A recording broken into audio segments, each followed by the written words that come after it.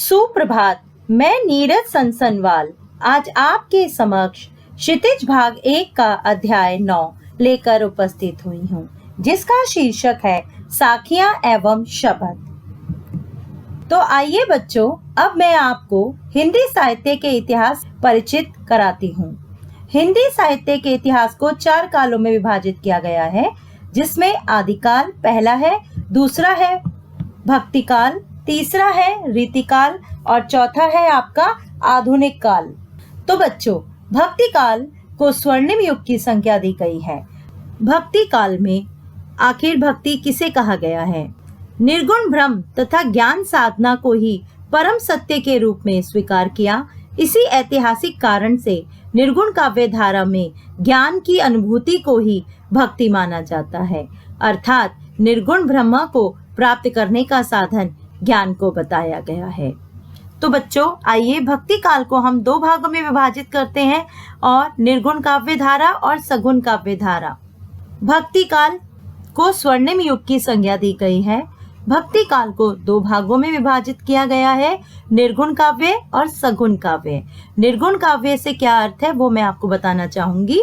निर्गुण ब्रह्म तथा ज्ञान साधना को ही परम सत्य के रूप में स्वीकार किया गया। इसी ऐतिहासिक कारण से निर्गुण काव्य धारा में ज्ञान की अनुभूति को ही भक्ति माना जाता है, अर्थात निर्गुण ब्रह्म को प्राप्त करने का साधन ज्ञान को बताया गया है।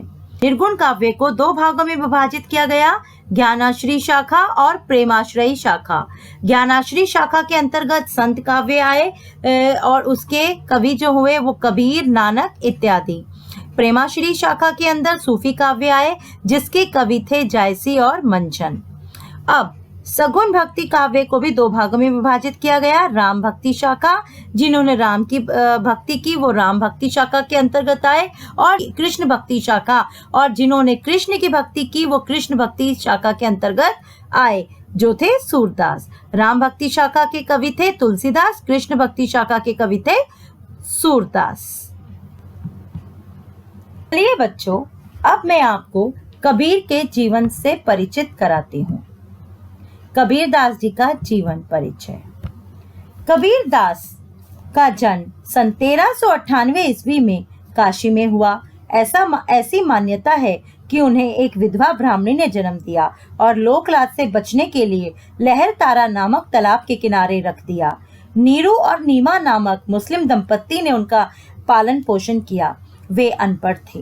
रामानंद नाम के गुरु से उन्होंने निर्गुण भक्ति की दीक्षा ली। साधु संगति और स्वानुभाव से उन्होंने ज्ञान प्राप्त किया। कमाल और कमाली नाम की उनकी 2 संतानें थी। वे सन 1518 ईस्वी के आसपास 120 वर्ष की दीर्घायु में मगहर में परलोक सिधारे। रचनाएं। कबीर की सभी रचनाएं कबीर ग्रंथावली में संकलित है। बीजक, रमणी और शब्द नाम से उनके 3 काव्य संग्रह हैं। सिख धर्म के गुरु ग्रंथ साहब में भी उनकी वाणी को स्थान मिला है। साहित्यिक विशेषताएं। कबीर मूलतः संत थे। उन्होंने निराकार ईश्वर के प्रति अपनी भक्ति प्रकट की। उनका विश्वास था कि सच्चे प्रेम और ज्ञान से ही ईश्वर को प्राप्त किया जा सकता है। इसके लिए नाम स्मरण और गुरु शरण दोनों आवश्यक हैं। उन्होंने गुरु को ईश्वर से ऊंचा स्थान दिया है। उन्होंने नारी और माया दोनों का प्रबल विरोध किया। ये दोनों साधक को उसके पथ से हटाते हैं। कबीर प्रचंड विद्रोही थे। वे किसी पाखंड, धूर्त या भेषधारी को देखकर क्रोध से भड़क उठते थे। उन्होंने मूर्ति पूजा, तिलक, माला आदि बाहरी पाखंडों का डटकर विरोध किया। वे हिंदू और मुसलमान दोनों में एक ही ईश्वर का निवास मानते थे। भाषा शैली। कबीर की भाषा पंचमेल खिचड़ी है। उसमें राजस्थानी, पंजाबी, अरबी, फारसी, गुजराती आदि शब्दों का मिला जुला प्रयोग है। रमते राम होने के कारण कबीर ने इधर उधर से लोक प्रचलित शब्दों को अपनी वाणी में मिला लिया। रामचंद्र शुक्ल ने उनकी भाषा को सदुकड़ी भाषा भी कहा है। कबीर की भाषा कैसी भी अनगढ़ क्यों ना हो, वह हृदय के भावों को प्रकट करने में पूरी तरह समर्थ है। वे जबरदस्त व्यंग्य लेखक भी हैं और कबीर दोनों धर्मों से जुड़े होने के बावजूद उन्होंने किसी भी धर्म को वरीयता नहीं दी। उन्होंने अपना पूरा जीवन मानव मूल्यों की रक्षा कर और मानव सेवा में व्यतीत किया। रूढ़िवादी परंपरा और आडंबरों पर कड़ी चोट करने वाले संत कबीर की वाणी आज भी हर घर में गूंजती है। कबीर एक संत के साथ साथ महान समाज सुधारक भी थे। उनकी वाणी ने समाज को एक नई दिशा देने का काम भी किया। भक्ति साहित्य की निर्गुण शाखा में संत कबीर दास ने जो लोकप्रियता प्राप्त की है, वैसी न तो उनसे पहले और न बाद में ही किसी अन्य को मिली। उन्हें अनुभव के आधार पर ज्ञान प्राप्त हुआ। इस प्रकार कबीर हिंदी साहित्य के भक्तिकालीन युग में ज्ञानाश्रयी निर्गुण शाखा की काव्य धारा के प्रवर्तक माने गए। इनकी रचनाओं में हिंदी प्रदेश के भक्ति आंदोलन को गहरे स्तर तक प्रभावित किया। तो आइए बच्चों, अब कबीर की साखियों से मैं आपका परिचय कराती हूँ। साखी कहते किसे हैं? तो सर्वप्रथम मैं आपको ये बताना चाहूंगी कि आखिर साखी कहते किसे हैं। साखी का तद्भव रूप है साक्ष्य या गवाही।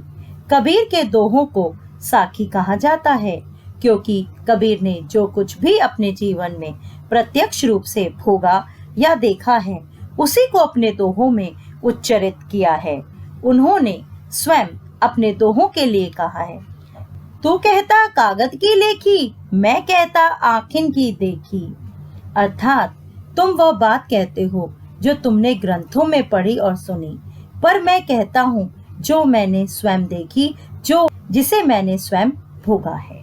तो इससे आपको साखी का अर्थ पता चल गया कि आखिर साखी होती क्या है। अब कबीर दास जी द्वारा जो ये साखियां लिखी गई हैं, उनका सार मैं आपको बताना चाहूंगी। कबीरदास जी कहते हैं, जिस प्रकार जल से भरे मानसरोवर को छोड़कर हंस कहीं और नहीं जाना चाहते, उसी प्रकार संत जन भी भक्ति का आनंद पाकर उसी क्षेत्र में लीन रहना चाहते हैं। वे भक्ति के सुख को कदापि नहीं त्यागते। प्रभु भक्त दूसरे भक्त से मिलकर आनंदित हो जाता है। ऐसे संयोग से सब कुछ आनंदमय और पवित्र हो जाता है। यह संसार प्रभु ज्ञान और सहज भक्ति में लीन रहने वालों को का कुछ नहीं बिगाड़ पाता। सच्चा ज्ञानी संत वही है जो तर्क वितर्क और वैर विरोध को के झगड़े में न पड़कर निष्पक्ष होकर भगवान का भजन करता है। सच्चा मनुष्य वही है जो राम और खुदा तथा हिंदू और मुसलमान के भेदभाव से दूर रहता है। हिंदू और मुस्लिम धर्म की कट्टरता को छोड़ दे तो काबा और काशी में तथा राम और रहीम में कोई अंतर नहीं दिखता। दोनों की उपासना एक साथ की जा सकती है। मनुष्य की महानता उसके ऊंचे कुल के कारण नहीं, बल्कि उसके श्रेष्ठ कर्मों के कारण मानी जाती है। आइए अब हम पहली साखी में प्रवेश करते हैं। मान सरोवर सुभर जल, हंसा केली कराही, मुक्ता फल मुक्ता चुगे, अब उड़ी अनथ न जाही। तो बच्चों, सर्वप्रथम मैं आपको मानसरोवर का अर्थ बताना चाहूंगी। मानसरोवर हिमालय पर स्थित एक पवित्र सरोवर है, जिसे हम कैलाश मानसरोवर के नाम से भी जानते हैं। और सुभर यानी स्वच्छ जल, हंसा यानी आत्मा रूपी हंस, केली अर्थात क्रीड़ा, कराही यानी कर रहे हैं। मुक्ता फल यानी मोती रूपी फल, मुक्ता अर्थात मुक्त होकर, स्वच्छंद होकर, अनत चुग रहे हैं, अब और यहाँ से, अब उड़ी उड़कर अनत न जाही, कहीं और नहीं जाना चाहते। तो पहले मैं आपको इसका शाब्दिक अर्थ बताना चाहूंगी कि मन रूपी सरोवर स्वच्छ जल से भरा हुआ है, उसमें हंस रूपी आत्मा क्रीड़ा करते हुए मोतियों को मुक्त होकर चुग रहे हैं और वह इस आनंददायक स्थान को छोड़कर कहीं अन्यत्र, कहीं और नहीं जाना चाहते। यहाँ मानसरोवर का प्रतीक अर्थ भी है। मनुष्य कबीरदास जी कहते हैं कि जब भक्त ईश्वर भक्ति में लीन हो जाता है और मुक्ति रूपी मोती पाने के लिए मन रूपी सरोवर में विहार करता है या गोता लगाता है तो उसे कहीं और भटकने की आवश्यकता नहीं होती। जब मनुष्य ईश्वर से प्रेम कर लेता है, जब मनुष्य और ईश्वर में कोई अंतर नहीं रह जाता, आत्मा और परमात्मा का मिलन हो जाता है, तो वह मोह माया के बंधनों से मुक्त हो जाता है। उसकी सांसारिक विषय वासनाओं में कोई रुचि नहीं रह जाती और वह सदैव आनंद में मग्न रहता है।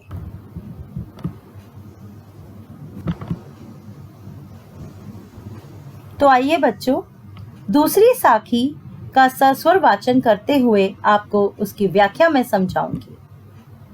प्रेमी ढूंढत मैं फिरो, प्रेमी मिले न कोय, प्रेमी को प्रेमी मिले, सब विष अमृत होए।